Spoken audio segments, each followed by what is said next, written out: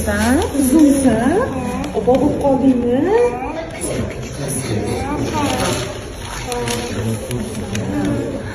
Xudo umringni uzoq qilsin. Iloyim. Kasal bo'lmagin boshqa, xo'pmi? Voy.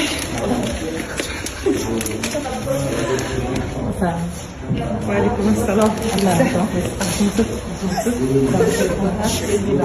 Shu Hadicha qizimizning oylari bilan men tasodifdan shu Greenleaf do'konimizda tanishib qoldim. Mahsulotlar haqida ma'lumot berayotgan edim. Shuna orasida mana shu aloe kapsulamiz haqida gapirsam, aytdilarki, mani farzandim bor 5 yashar, uni operatsiya qilishga уже doktorlar tayyorlab qo'yishgan, 2 oydan keyin operatsiya qilishimiz kerak.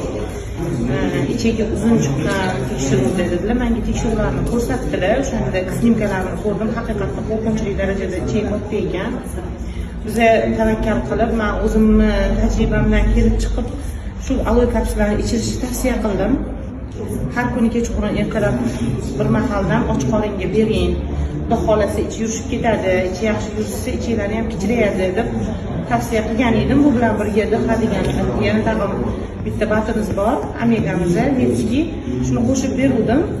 Alhamdulillah, Allohga shukr, ertasi kundan shundan natija olishdi.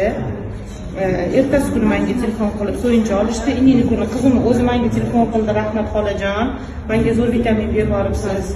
Ichim fir-fir kelyapti deb. Alhamdulillah, Allohga shukr. Mana endi doktorlar ko'rib, uni operatsiya qilishdan to'xtatishdi. Alloh nasib etsa, endi operatsiya bo'lmaydigan bo'ldi. Doktorlar ham hayratda.